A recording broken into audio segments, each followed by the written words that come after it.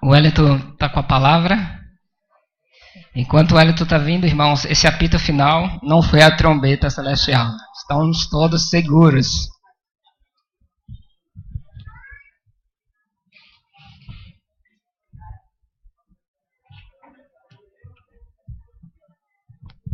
Olá, boa noite. Tudo bem? Que bom.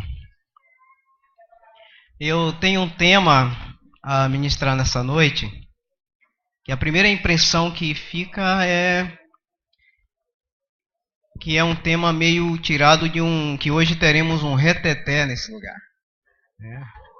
Um tema que hoje teremos muito glória a Deus, algumas coisas desse tipo, porque pessoas entendem, em alguns segmentos cristãos, pessoas entendem que quando a unção de Deus é liberada a favor deste lugar, é necessário que essas pessoas de alguma forma criem um movimento de barulho, de maneira que aquilo confirma no entendimento dessas pessoas que se trata de um lugar que tem muita unção. Tanto eu quanto acredito que diversas pessoas aqui no nosso meio já convidaram alguém ou já ouviram alguém mencionar a respeito da nossa comunidade coisas como que essa igreja não tem unção. Acredito que isso já foram ouvido aqui. Eu já ouvi de pessoas dizer, não, mas é bom, mas não tem unção. E o que seria unção? O pastor ele prega muito lento. A gente não vê as pessoas dando aleluia. A gente não vê Então falta alguma coisa. Eu gostei, mas o ambiente, essa igreja é fria. Mas o que seria unção? Na cabeça dessas pessoas é muito movimento, é coisas desse tipo. Mas o que seria unção? O que eu poderia definir como a unção de Deus derramada sobre uma comunidade, sobre a vida de pessoas?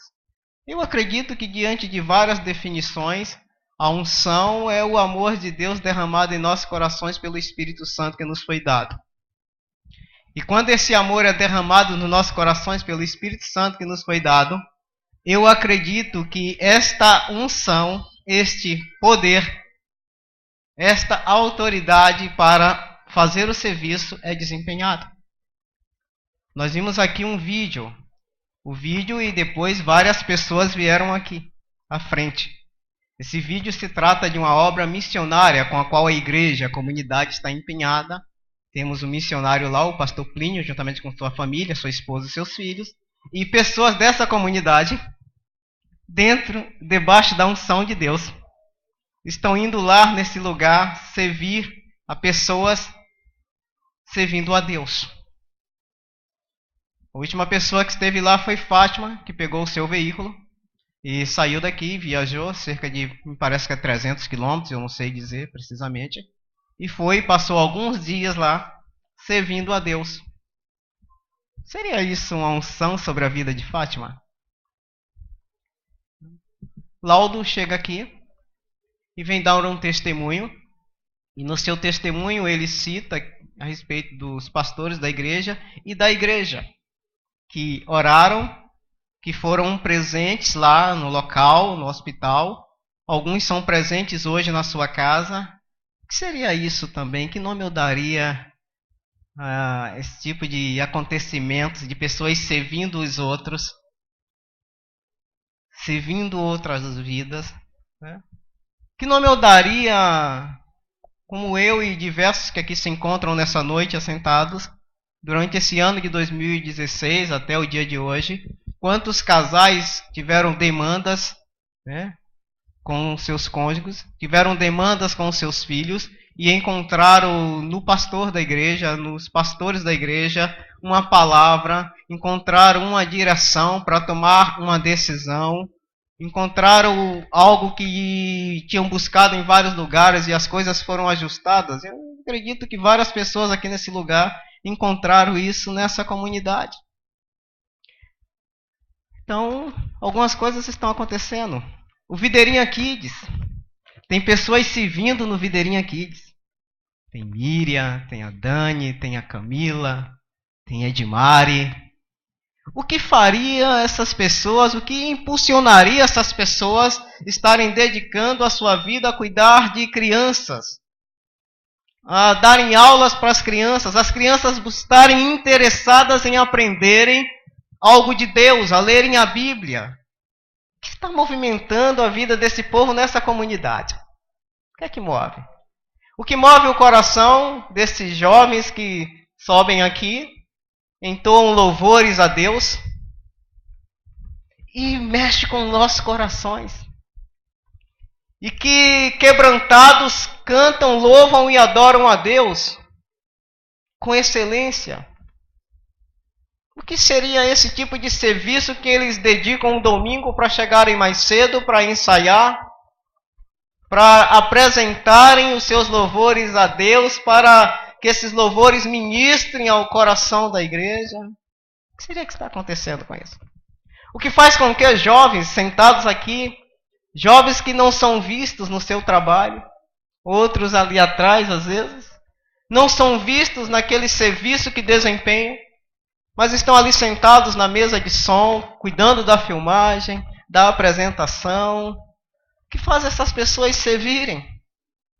Pessoas que, por sua vez, passam tão despercebido que não recebem um elogio, nada, mas estão ali servindo, estão ali preocupados com o horário, com começar tudo certinho, estão ali dedicando a sua vida na comunidade. O que faz essas pessoas fazerem isso? Que fazem você, que é um líder de conexão, dedicar uma noite, uma tarde, abrir as portas da sua casa para receber pessoas, para ministrar a palavra de Deus, para arrumar a sala da sua casa, para programar um louvor que as pessoas possam escutar, para limpar a sua casa, para receber pessoas por 1, 2 horas, 2h30, uma vez por semana na sua casa. O que faz isso? Sem barulho, sem zoada, sem nada. O que é que movimenta esse tipo de ação? O que é que move Hilário, a diaconia dessa igreja? Eu frequentei por um bom tempo a Seitonoye. Eu já frequentei um bocado de coisa. Não se assuste não. De tudo eu sei um pouquinho. E uma das coisas lá que o fundador dessa seita, chamado Masaharu Taniguchi, em uma das suas orações, que sempre pensamento positivo, a citação era a seguinte: vê sempre as partes positivas das coisas e nunca as partes negativas. No meio de uma comunidade, no meio dessas coisas que eu falei, muitas que eu não falei, né? Jovens, os adolescentes, né? André motivando pessoas, servindo pessoas, né? Karine, uma série de coisas, pessoas que estão realmente debaixo de uma unção de Deus. Pessoas que Deus derramou pelo Espírito Santo o amor nos corações e são membros que formam sua comunidade e estão de alguma forma em algum lugar fazendo com que essas coisas aconteçam aqui. Que vidas serem cuidadas, tratadas, que pessoas sejam abençoadas, pessoas que estão dentro da unção. Só que às vezes nós não enxergamos como a citação que eu fiz. Às vezes enxergamos mais as partes negativas. Às vezes enxergamos mais um pingo no meio do oceano. Às vezes questionamos mais os pequenos deslizes que porventura há em qualquer igreja, em qualquer empresa, em qualquer família. Na minha ou na sua. Mas onde é que estão realmente a unção de Deus nesse lugar? Tem pessoas servindo nesse lugar? Tem pessoas aqui realmente dedicadas, a não ser que estejam fingindo, o que eu não acredito. A não ser que essas pessoas que se dedicaram a viajar estavam fingindo. A não ser que esses meninos aqui assentados estão aqui, mas estão fingindo. A não ser que os pastores estão fingindo. A não ser que todo mundo está fingindo, mas as coisas estão acontecendo, não tem nada a ver com um derramamento de graça, de unção, de Espírito Santo no meio, na vida da comunidade. Não tem nada a ver com a unção sobre a comunidade. E é isso que eu quero, partindo desses comentários, aqui eu quero trazer uma palavra essa noite para a nossa vida. O livro de 2 Samuel, capítulo 5, o verso 17 ao 25. Eu vou falar um pouco de uma unção no Velho Testamento, em paralelo com Atos, do capítulo 1 ao capítulo 4. Vou apenas fazer citações para não ler, que são muitas leituras, né? No Velho Testamento e no Novo Testamento. Segundo livro de Samuel é o segundo livro, não é a segunda de Samuel, é o segundo livro de Samuel. Se trata de um livro, não de uma carta. Capítulo de número 5, do verso 17 ao 25.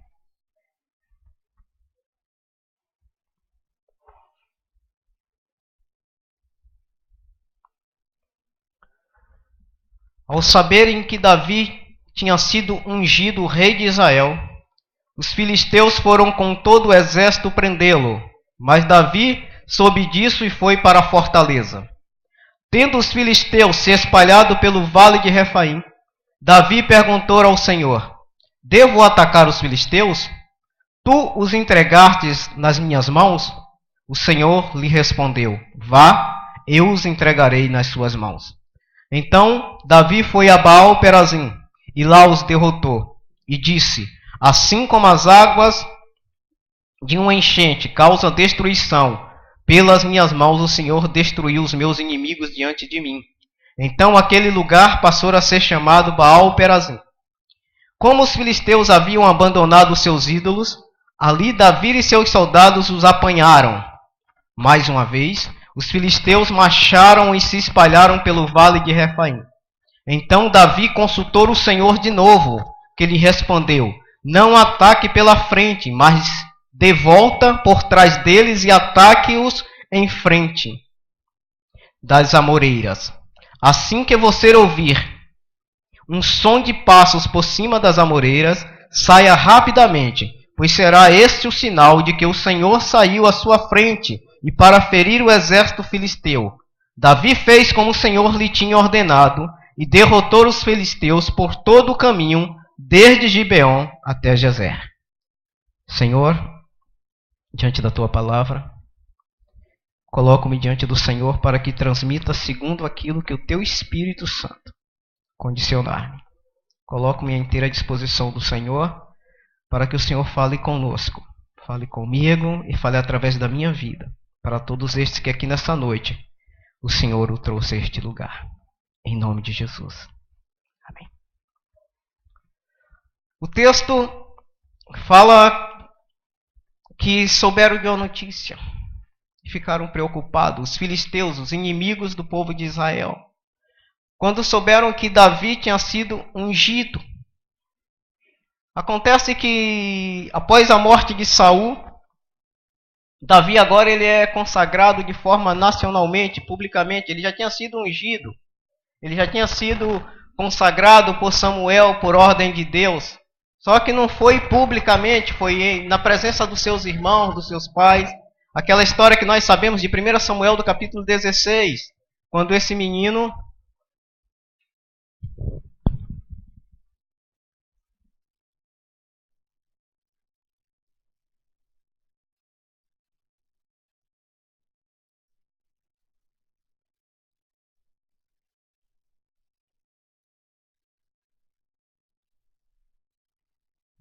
Vamos voltar tudo do começo. Não. Quando este menino, o Davi, é escolhido para ser ungido. Mas não foi fácil chegar até Davi. Saul foi um rei rejeitado. Deus chama Samuel e dá uma bronca. Vai ficar esperando até quando? Já mandei que escolhessem. Só que na mente de Samuel, para a pessoa assumir o lugar de Saul, teria de ter uma boa aparência, teria de ser um homem bonitão, e Saul era bonitão, né? A Bíblia diz que Saul era muito formoso, 1,90 m, o cara era bonito. A Bíblia também fala que Davi era um cara bonito, diz que era formoso, mas era baixinho, eu não sei como, mas era. E aí, mas Davi também era bonitinho. Só que aos olhos de Davi, ele jamais teria condições de se tornar um rei. Aos olhos do pai de Davi, muito menos. Foi tanto que ele deixou o menino cuidando lá no campo e nem quis apresentar. Foi o último. Tem um caçula lá, mas está lá, não traz esse. Aos olhos do povo, com a mentalidade que se tem de uma postura, de como, né, as características de um rei, também o povo jamais aceitaria Davi. Aos olhos de Deus, quando Davi aparece, diz que Deus fala assim: é este. Foi este que eu escolhi. É este mesmo. Unge agora, ou seja, separa este para o meu serviço. Mas ser ungido, ser separado não é uma tarefa fácil. É uma tarefa que requer total dependência de Deus. Total dependência de Deus. Sabe por quê? Porque se a gente analisar o texto, se a gente analisar aquilo que nós lemos aqui a respeito de Davi, algumas coisas acontecem aqui que pode acontecer comigo e com você como igreja. Pode acontecer comigo e com você no ministério que desenvolvemos, que desempenhamos, no serviço que Deus colocou no nosso coração para servir, para cuidar, para realizar. Pode acontecer, quanto mais a gente se envolve com as coisas de Deus, quanto mais nos envolvemos com o reino de Deus, algumas coisas naturais vão estar acontecendo. O inimigo, chamado na Bíblia, o inimigo aqui do texto, ele não está preocupado com quem não está servindo a Deus. Ele não está preocupado com quem não tem nenhum compromisso com Deus. Quando a Bíblia fala que Jó estava tudo bem, tudo tranquilo, tudo em paz, diz que veio Satanás entre os filhos de Deus e pede permissão e faz primeiro uma acusação diante de Deus de Jó. Porventura, Jó debalde serve a Deus, ou seja, Jó serve a Deus em vão, tu cercastes ele de bens, a família está bem, ele tem dinheiro, está tudo em paz. Que é quem impede ele se ver? E Deus dá permissão a Satanás para tocar em tudo que Jó tem. Para tocar em tudo que aquele homem tem, apenas deixasse vivo.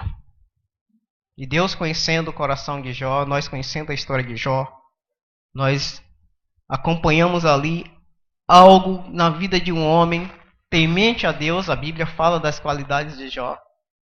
Jó era um homem reto, no original sincero, temente a Deus, se desviava do mal. Ou seja, o mal chegava nas portas de Jó e Jó se desviava.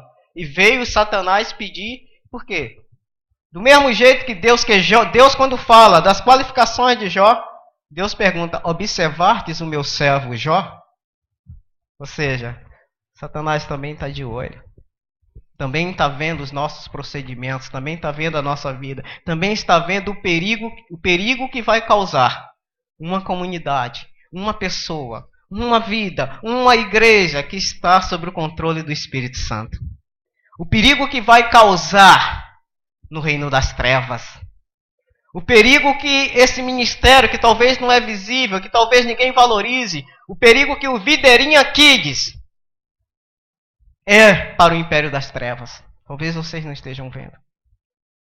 Quantos meninos, quantas moças, quantas famílias vão sair daí, desse lugar? Quantos pastores podem sair daí, desse lugar?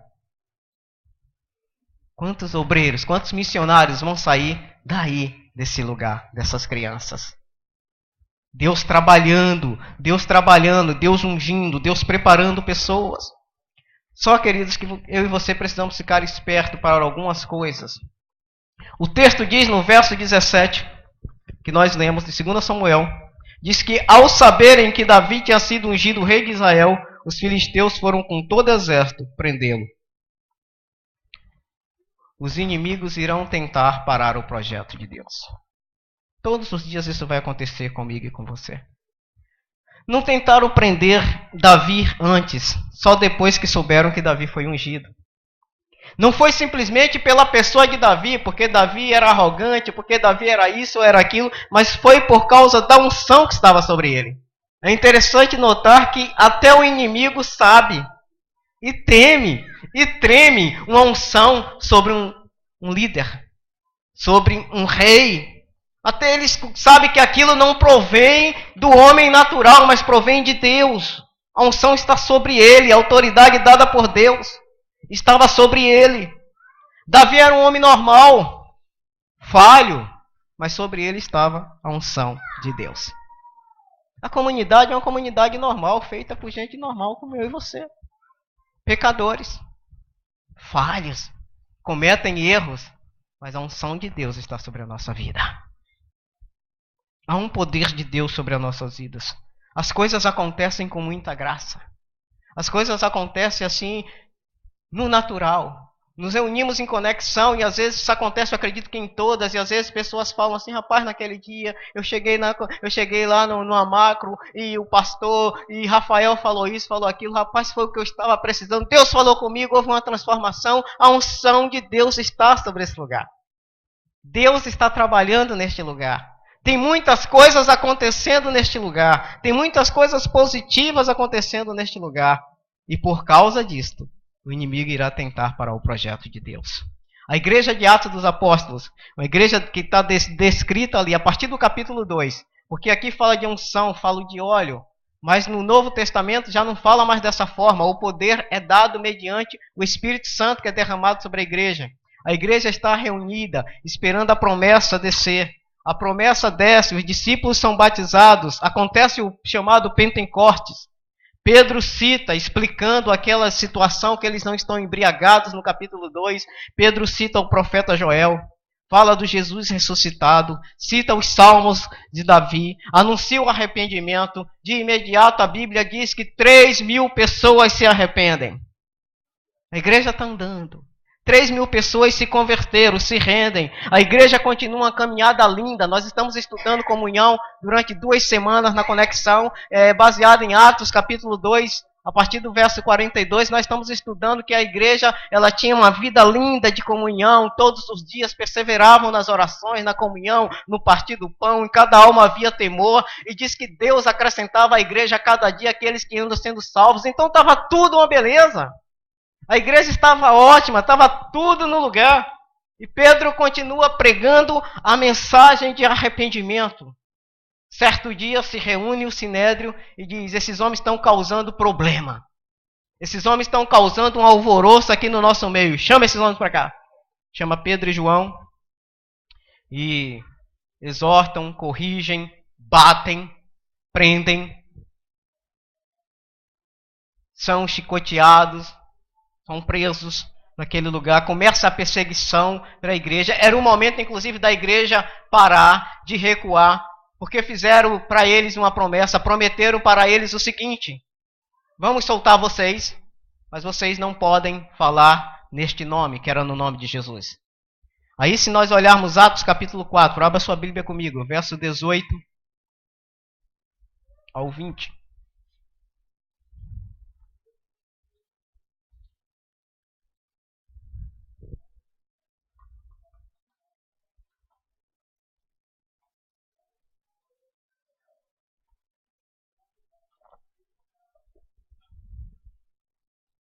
Diz assim, então chamando-os novamente, ordenaram-lhes que não falassem nem ensinassem em nome de Jesus. Mas Pedro e João responderam, julguem os senhores mesmo, se é justo aos olhos de Deus, obedecer aos senhores e não a Deus, pois não podemos deixar de falar do que vimos e ouvimos. Convicção. Convicção de quem chamou. Os problemas estão em volta da igreja aqui. A igreja primitiva os problemas estão em volta. As ameaças estão chegando. Mas só se a gente olhar as coisas positivas, criou uma igreja. Pessoas mudaram o coração. Pessoas estão novas, vivendo uma vida que jamais esperavam. Uma coisa linda, uma comunidade é criada. Surge o empecilho. Surge o problema. Vêm as adversidades. Mas as pessoas que estão debaixo das adversidades, as pessoas que estão debaixo da perseguição, têm que ter convicção para que foi chamado. Convicção de quem chamou. Foi isso que colocou os discípulos de pé. Eles tinham convicção. Para que foram chamados? Ou seja, eu não posso deixar de anunciar. Eu fui chamado para pregar. Foi para isso. Eu nasci para isso e ponto final, pode me matar. E quem chamou? Quem chamou foi Deus, Senhor dos céus e da terra. Só vão tocar em mim se Deus quiser. Queridos, de quem é a igreja? De quem é o povo? A Bíblia diz que do Senhor é a terra e a sua plenitude, o mundo e todos que neles habitam. O que é nosso? O que é que nós podemos mandar? Tudo é de Deus, nós cumprimos apenas ordem, queridos. Nós cumprimos apenas ordem. As adversidades nos levam a buscar refúgio. E é bom acontecer algumas coisas. É bom, eu acredito que Deus permite que algumas coisas aconteçam para nos despertar de coisas que deveríamos já estar fazendo outrora, mas não fazemos. Então surgem algumas situações. Davi, quando surgiu a adversidade, foi levado ao refúgio. Ele foi para uma caverna, a mesma caverna que ele esteve quando fugia de Saul. E Davi vai lá para a caverna, um momento de pensar, um momento de refletir. Era a caverna que ele ficou muito tempo, um momento de buscar estratégias sobre como reagir aos ataques. E Deus dá a direção para ele. Deus dá a direção para Davi de como fazer, como vencer o inimigo. Davi não age pelo impulso e sim busca a orientação. Diz a Bíblia que Davi consulta a Deus. E o texto diz, o texto de 2 Samuel que nós lemos, que por 2 vezes foram 2 ataques, e todas as 2 vezes, Davi, mesmo sendo experiente em batalha, Davi consulta a Deus. Não age pelo impulso, não bate o pé e decide, mas Davi busca a resposta de Deus. Davi busca conselho. Às vezes nós erramos muito porque tomamos decisão pela carne, pelo impulso, pelo momento. Davi poderia muito bem, quando soube da notícia, e contra os inimigos. Não. Buscou refúgio. Teve paciência. Buscou uma direção. Sabe por quê? Porque a vida não é dele. O povo que ele estava cuidando não era dele. A missão que ele tinha em mãos para fazer não era dele, era de Deus. Então tem de consultar o dono da missão. E Davi vai consultar a Deus. Davi vai buscar orientação diante de Deus. Davi simplesmente não sai com as suas estratégias, as quais ele já tinha. Mas ele sabe da responsabilidade que está sobre ele. Ele sabe do povo que tem sobre o cuidado dele. Ele sabe quem o condicionou a cuidar desse povo, que não foi por ele próprio, mas havia sobre ele uma unção. Ele foi separado, ele foi ungido para isto. Havia sobre ele responsabilidade, havia sobre ele temor. E porque essas coisas aconteciam com ele, antes dele tomar qualquer decisão, mesmo que no momento viesse uma luz, eu sei como atacar, Davi buscou ao Senhor. Às vezes nós não fazemos assim. Às vezes as adversidades vêm e nós temos tudo prontinho para resolver. E depois que a situação embaraça mais, depois que os contratempos vêm, a gente fala: ai, Deus. E Deus é tão misericordioso que tira essa dor. Mas Deus quer poupar, às vezes, eu e você de algumas dores. Eu e você de parar para pensar, talvez, em algumas decisões que não parou para pensar nos danos. Simplesmente fiz. Simplesmente fui impulsionado. Simplesmente fui pressionado. Aqui era uma questão de pressão, queridos. O texto de Atos, também, capítulo 4, a igreja estava sendo pressionada, perseguida. Mas tanto Davi quanto os discípulos em Atos dos Apóstolos, quando são perseguidos, se você olhar Atos capítulo 4, verso 23, quando Pedro e João são soltos, a Bíblia diz, e soltam eles, foram para os seus e levantaram a voz a Deus em oração.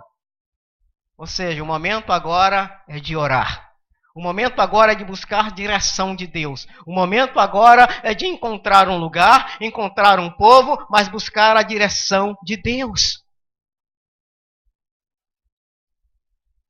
A guerra estava ali, o ataque estava ali, mas eles talvez tanto Davi como os discípulos estavam dizendo: o momento não é de briga. A nossa luta não é contra carne e sangue, é o que Paulo escreve, mas é contra Satanás.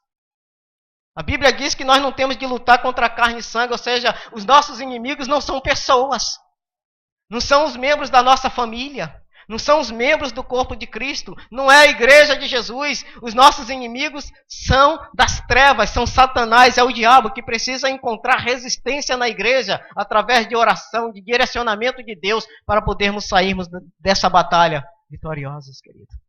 Não é as nossas emoções que são os nossos inimigos. Nossos inimigos é Satanás. A comunidade tem que se despertar para orar com mais intensidade com algumas questões. Ah, mas orar porque Deus não sabe de tudo. Deus poderia facilitar a vida para Davi, querido. Sabe como? Quando Davi é confrontado lá, que pega o desafio contra Golias, o gigante. Eu acredito que Deus poderia olhar lá quando o gigante fez aquele desafio. Tem homem aí! Saia um no meio de vocês, que é para eu quebrar todo no pau. Acho que Deus ficou de lá e disse, tô com raiva desse cara. Chamava os anjos aí e disse, vê aí, dá uma olhada aí como é que está a situação dele aí. E o coração? Aí o cara vai dizer, não rapaz, grande, gordo, inchado, colesterol alto. Aí Deus, infarto nele, mata. Resolveu o problema. Problema resolvido. Golias foi infartado, que foi não comer muita gordura. Não. Deus unge um menino. E esse menino vai na unção de Deus. E com algumas pedrinhas. Acerta na testa de um gigante. E o gigante vem ao chão. São as adversidades, às vezes, que vem na nossa vida.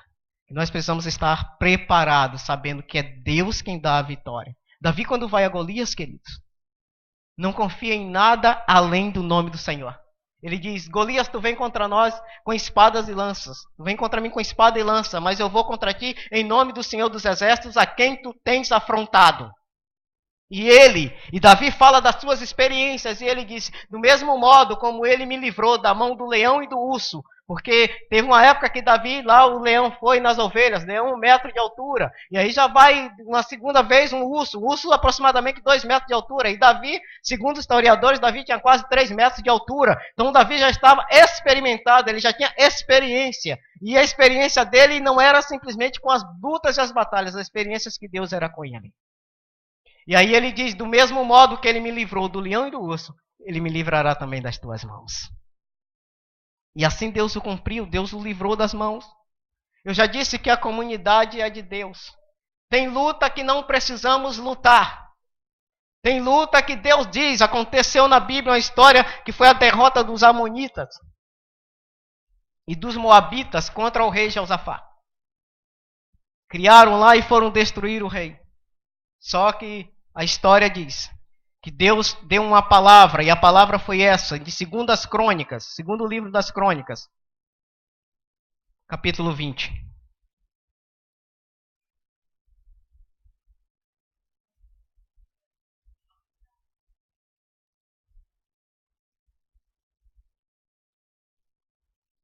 A comunidade é de Deus, portanto a luta é dele. Não precisa mover nada. Quem peleja por nós é Deus. 2 Crônicas, capítulo 20, verso 15 diz assim: ele disse, escutem todos os que vivem em Judá e em Jerusalém, e o rei Josafá. Assim lhe diz o Senhor, não tenham medo, nem fiquem desanimados por causa desses exército enorme. Pois a batalha não é de vocês, mas de Deus. Amanhã desçam contra eles, eis que virão pela subida de Ziz, e vocês os encontrarão no fim do vale, em frente ao deserto de Jeruel. Vocês não precisarão lutar nessa batalha. Tomem suas posições, permaneçam firmes e vejam o livramento que o Senhor lhe dará. Fique firme, queridos. Fique firme na promessa. Fique firme no que Deus falou para você. Fique firme na sua posição. Se posicione como um discípulo, como um servo de Deus. Tem coisas que não somos nós que vamos meter a mão. Quem vai meter a mão é Deus. Tem luta que não pertence a mim lutar. Tem luta que quem luta é Deus. E pode acreditar que o Deus que dá a palavra é o que dá a vitória. É o que dá o livramento. Deus diz, fique quieto. Fique só observando o livramento que darei a vocês. Fique só olhando. Precisamos esperar. Porque mesmo que você tenha convicção que Deus lhe chamou, mesmo que você tenha convicção que você tem uma unção, essas convicções tanto a igreja primitiva quanto Davi tinha. Deus chamou, Deus ungiu, tinha experiência, tinha tudo, mas tem momento que é momento de esperar. Por causa de Davi. Quando Deus diz para ele, não é agora, espere, amanhã. Amanhã? Os caras já estão vindo contra. O cara experiente diz, amanhã não, eu já tenho uma estratégia de pegar ele. Deus diz, fique aí, amanhã eu vou dar um sinal. Amanhã eu vou mostrar para você a hora certa de você agir. Devemos esperar o momento certo para agir, queridos, em todas as situações. O mar está pegando fogo. A batalha está quente, está sangrenta. Mas tem momentos que é da igreja parar. Esperar o momento certo para agir. Os inimigos estavam vindo atacar mais uma vez. Ou seja, vem com mais fúria. Vem com mais experiência. Já perderam uma vez. Vem com mais fúria, com mais experiência a situação. A pressão era forte. Mas se Davi agisse pelo impulso ou pela pressão, seria derrotado. Tinha de ter paciência, tinha de esperar. Davi iria atacar de imediato. Davi iria atacar pela frente. E os inimigos estavam preparados para receber o ataque de Davi. Muita responsabilidade para um líder conduzir o povo na certeza que Deus está instruindo. Eu imagino a cena. Eu imagino lá que Davi, não pense você que venceu as batalhas sozinho montado em um cavalo. Não, Davi tinha soldados ao seu comando. Davi não saía à guerra sozinho, tinha época de sair com 30 mil homens para a guerra. Tem os valentes de Davi, aqueles homens mais experientes que andavam mais próximo dele. Eu imagino como é, estou esperando. E aí, Davi, os caras estão aí, vamos lá, vamos, não vamos, faz, não faz. E Davi diz, não, o Senhor falou comigo que é amanhã. Mas Davi, peraí, vamos conversar um pouquinho. Aí Davi talvez diria assim, vocês têm estratégias, vocês têm opinião. Mas eu tive a revelação. O Senhor disse que é amanhã. O Senhor disse que não será hoje. O Senhor disse que não será agora. O Senhor disse que não será do nosso jeito, mas será do jeito dele, será amanhã. Às vezes a gente entra com os pés pelas mãos. Às vezes a gente tem um jeito a dar. Às vezes a gente tem a ideia de como a coisa será feita. Mas a responsabilidade só recai sobre aquele que Deus o responsabilizou sobre tal coisa. Não sobre mim, nem sobre você. Sobre aquele. Davi buscava orientação diante de Deus e passava para o povo. Era assim o procedimento de Davi.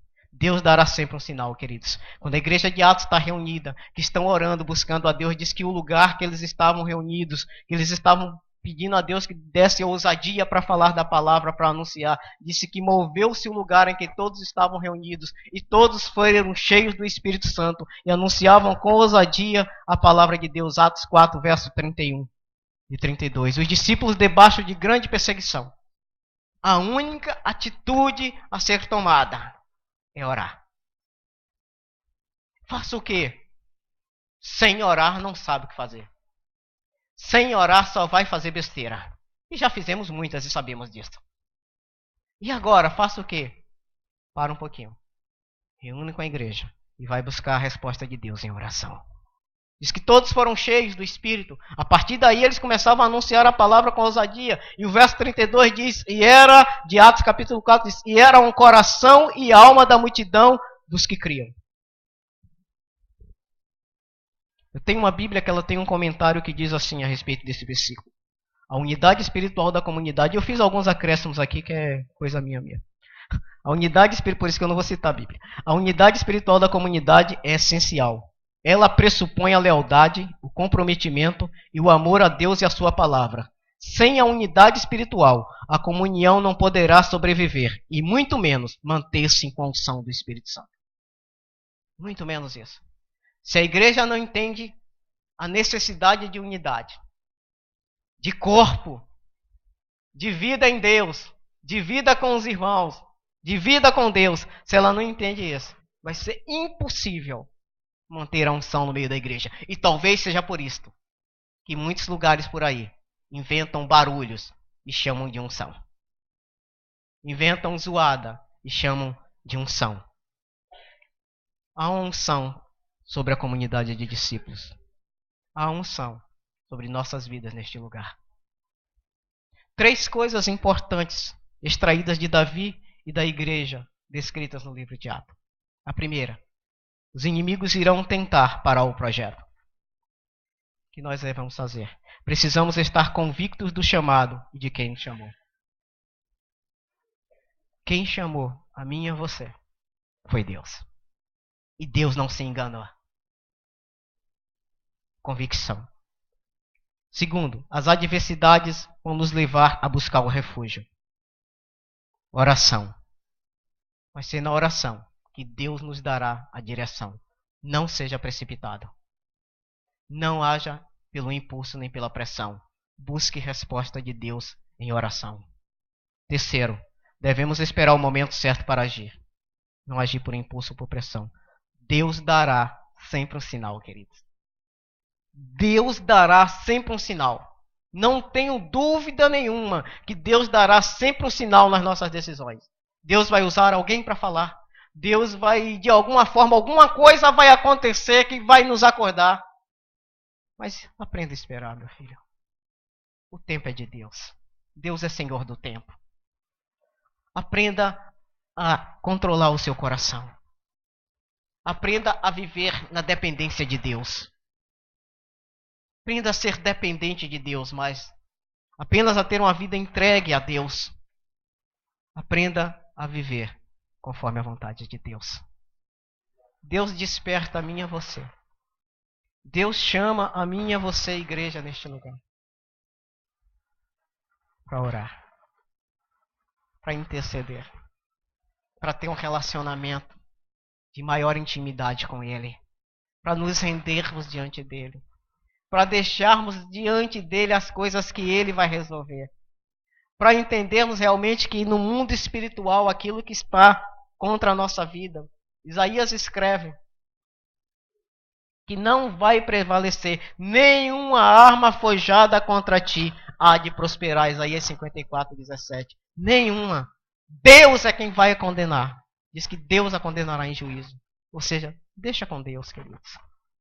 Não brigue a briga que você não foi chamado para brigar. Essa palavra veio para o meu coração, queridos. Eu tinha várias mensagens para pregar. E hoje à tarde, depois de ter já alguns esboços, desde ontem, para ministrar, Deus falou ao meu coração sobre esse texto de Samuel. Deus falou sobre unção. E eu comecei analisando a realidade da minha comunidade, da comunidade que eu faço parte. E comecei a lembrar dessas coisas, as pessoas dizendo, e tem aquela igreja não tem unção, aquela igreja é fria. E realmente as coisas que começaram a acontecer aqui, realmente só veio confirmar aquilo que eu já tinha até escrito aqui. Tanta coisa acontecendo, gente. Tanta coisa boa acontecendo no nosso meio, tantas vidas restauradas aqui, tantos casamentos restaurados, tanta vida emocional restaurada, tantas pessoas sendo curadas de várias coisas, tantas pessoas se vindo a Deus, tantas pessoas empenhadas, tantas pessoas querendo, perguntando o que é que eu vou servir, onde é que eu vou fazer, os filhos de Marlon me perguntando, eu vou tocar, eu vou cantar, o outro já na bateria. Deus está agindo no meio da igreja, queridos. Fique esperto. Fique esperto. A qualquer sinal de ataque do inimigo, joelho dobrado, oração, clamor, intercessão, em alguns casos é batalha, guerra no mundo do espírito. E Deus é capaz de mover céu e terra por causa da igreja que Ele ama. Por causa da minha vida e da sua vida. Deus não vai deixar eu e você fazer besteira. Eu quero orar por você.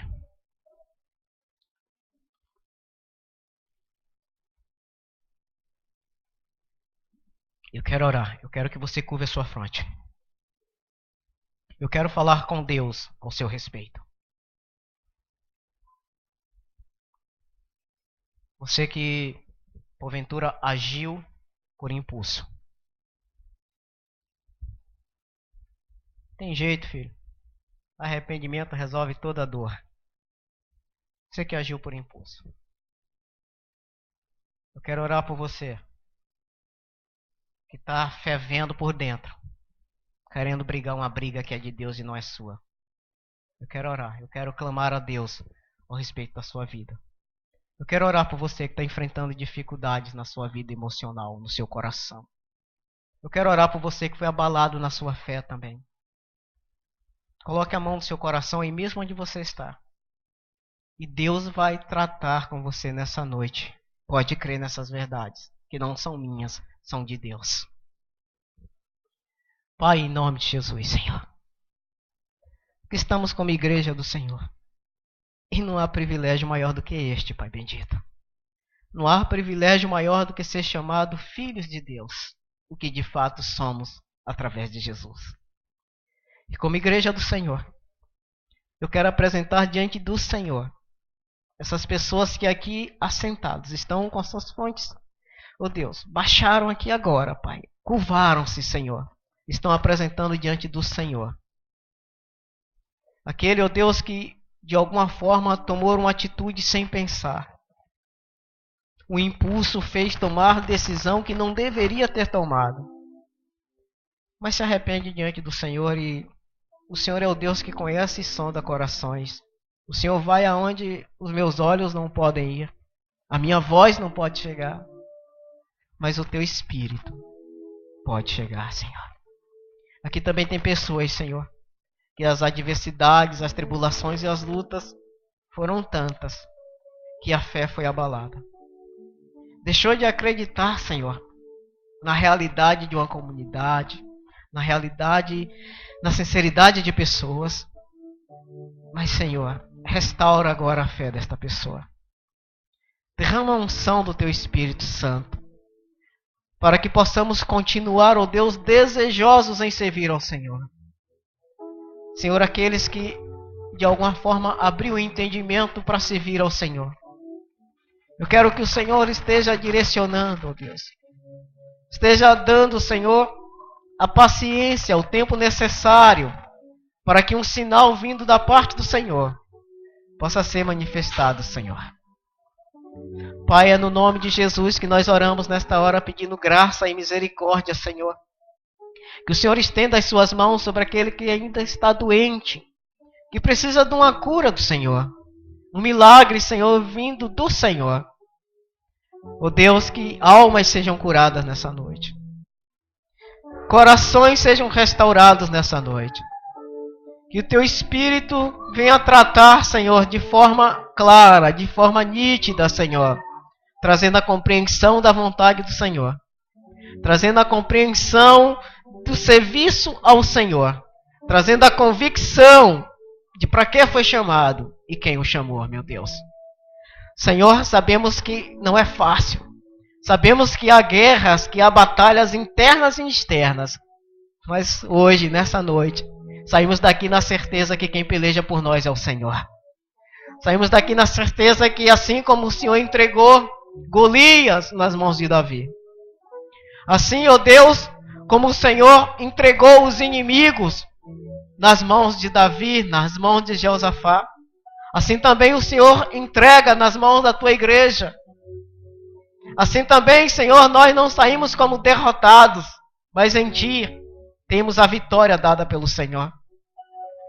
Sabemos, meu Senhor, que se o Senhor é por nós, nada, ainda que muitas coisas se levantem contra, quem tem o Senhor tem tudo. Sabemos que o Senhor é o nosso pastor. E se o Senhor é o nosso pastor, de nada temos falta, porque tudo começa pelo Senhor, no Senhor e para o Senhor. Que a Tua bênção, que a Tua palavra ministrada gere vida em todas essas pessoas aqui nesta noite, Pai. Eu que oro a Ti, em nome de Jesus. Amém. Pastor Rafael.